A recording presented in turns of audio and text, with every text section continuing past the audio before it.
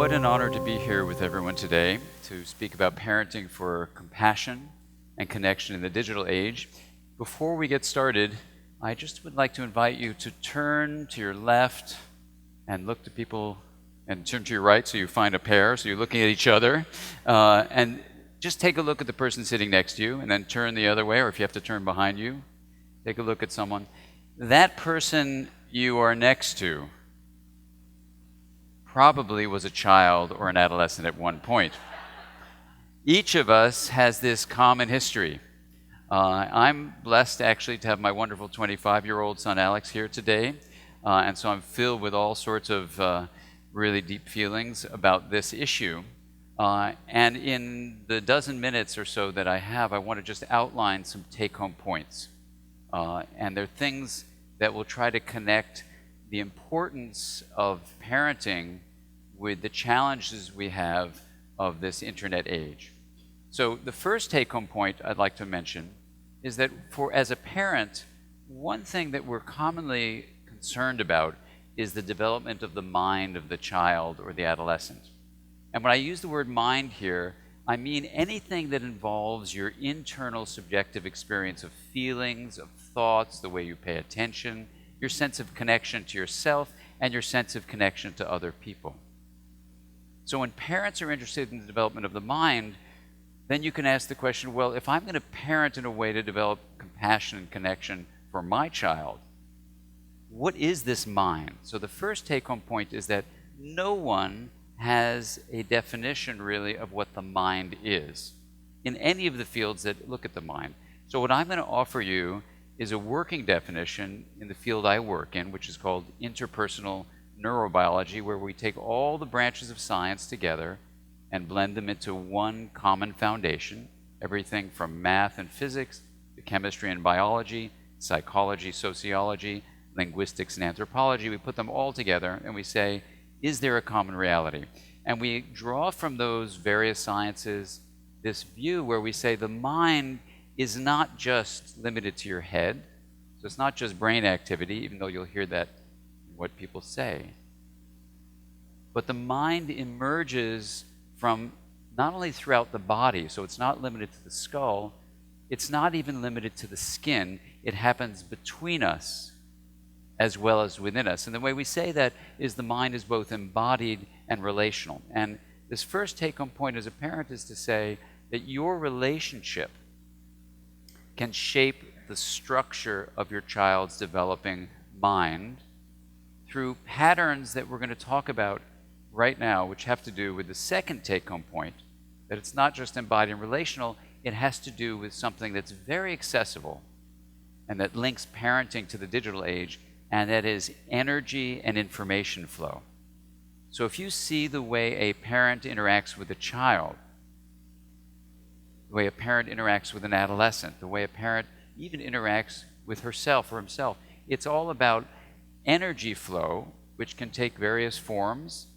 Energy comes in the form of me speaking to you with sound waves, which are air molecules moving. You can see me moving my hands because photons are bouncing from these very bright lights off this body into your body. So photons are a form of light. And in the nervous system, it's basically electrochemical energy flow by way of ions flowing in and out of membranes and chemicals being released. So the second take-home point is that your role as a parent, in fact, anyone's role who's influencing anyone else, is it's all about energy and information flow. Now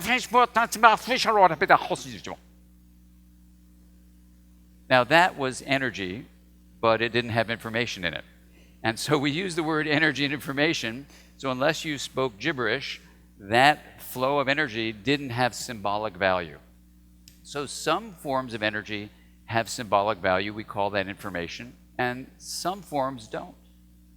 So when that baby is crying over there, that is a form of direct energy, but we extract meaning from that. And so what's the meaning of her cries, do you think? Maybe she's distressed, maybe she's uncomfortable, maybe she's lonely, maybe she doesn't like what I'm talking about. There's all sorts of things. She could be hungry, she could be cold, all sorts of things, but it has a meaning to it. So That signal we just heard from the baby is a form of a nonverbal signal. She's not speaking with words. She's speaking with a tone of her voice, right? So the first thing to say about this energy and information flow is that it is the source of the mind. And this is a proposal that has a bunch of writings behind it, but I'll just give you the take-home message. My proposal to you that even though there's not a definition of the mind out there, here's a definition I'm going to offer to you that we've been using for almost a quarter of a century, that the mind is this self-organizing, emergent process that is both embodied and relational, that regulates the flow of energy and information. And so the way the parent of that child who is crying responds will shape the mind that's co-created in their interaction, called their relationship.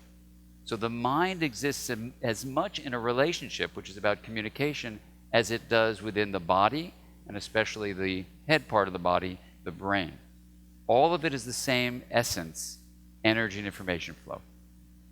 Point number 3. You as a parent can help shape the development of your child by shaping the kinds of energy and information that flows to your child. And that we call communication, and that we call experience. So the take-home message from neuroscience that's quite simple is this: where neurons fire, they wire. So the way we strengthen the connections in the brain is actually by how you stream energy and information flow through the attentional process of the child. So getting your child to pay attention when, for example, you've gotten really upset, and if I've gotten agitated at my kids, when my son was young, if I got agitated and I said some things that were really not nice, if I flip my lid, I can go back and make a repair.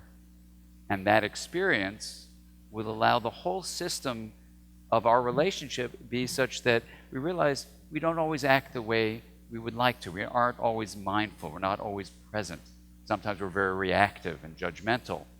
And so realizing that that's not what we're aiming for, we can then repair a rupture. So this is the second major issue about communication, which says, yes, we can shape the kind of communication, but it's not always attuned. Research shows we're not always in that kind of connection. Making a repair when there's a rupture, crucially important. It should happen as soon as possible, but a few minutes is better than a few years. But I've had people come back after decades of a ruptured relationship to make a repair. And it still is important whenever you become aware that there's been a rupture in connection, to make that repair is vital. Now, when we come to this notion of the mind as this embodied and relational, self-organizing, emergent process, what is it doing? It's regulating energy and information flow. So I think we're on point number 5, or maybe number 4. The other were 2 subsets. This fourth point is this, that when you are helping your child develop a regulatory process, which is what this hypothesis is that the mind is, your job as a parent is to help strengthen regulation. Now, how many of you ride a bicycle? Anyway, okay. When you regulate your bicycle, what do you do to make sure you don't crash into something? You have to pedal your bicycle, so you have to get your bicycle going, and what else? You have to watch where you're going, exactly. So regulation has 2 aspects to it, monitoring and modifying. So if you don't take anything else away from this very short presentation, it would be this point.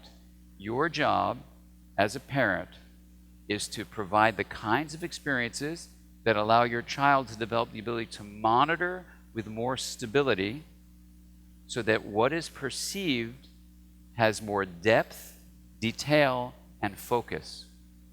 There are lots of ways of doing that. For example, if I want my kids to become aware of their emotions, I will engage in what are called reflective dialogues, where I sift the mind. SIFT stands for check in with sensations, images, feelings, and thoughts. So by reflective dialogues, what I mean is that I'm going to engage in the energy and information flow between myself and my child that is intentionally sifting the mind of the child so that those neurons that are firing are going to wire the ability to be reflective about internal states. That's the monitoring part. I can do it about emotion. I can do it about relationships. I can do it about memory. I can do it about behavioral sensations. Research is very clear. Parents who help children monitor their internal states have kids who have better self-regulation. They can regulate their emotion better. They can actually regulate their attention better. They can regulate their thoughts better. It's remarkable, but demonstrated in empirical studies. Now, what about the modifying part? This is the exciting implication of having a proposal about one aspect of the mind beyond consciousness and thoughts and all these things of subjective experience. We're saying this other aspect of the mind is this regulatory process. We say not just what the mind is, we say what a healthy mind is. And a healthy mind is that mind which creates integration. Integration is defined as the linkage of different parts. So if I'm going to help my child develop a strong mind, they're going to not only monitor with more stability, so they see with more depth and focus and detail. Now I teach them how to integrate their experience. What does that mean? It means they honor the difference between themselves and someone else, but they promote compassionate communication. It means they learn about their left hemisphere and their right hemisphere and learn how to honor the differences, and they're very different, and link them together. They learn how to take the top part of the nervous system and the whole body, link those together vertically. And in all the different books that you heard about, there are ways that you can see step by step how to teach your child not only to monitor with more stability, but to modify toward integration. And the result of that is your child will have a resilient mind. Now, the digital age faces us with a challenge, because much of what is streamed to our kids actually keeps them with a couple of serious challenges to well-being. One is, ironic as it seems, the kinds of energy that are flowing and the kinds of information they receive are very isolating, as Sherry Turkle has shown us. That isolation is in the face of what's called social media. But it's not done with reflection. It's not done with what I call mind sight. You're not looking at the internal world. So true integration in this age of the internet would require that we as parents do the following things.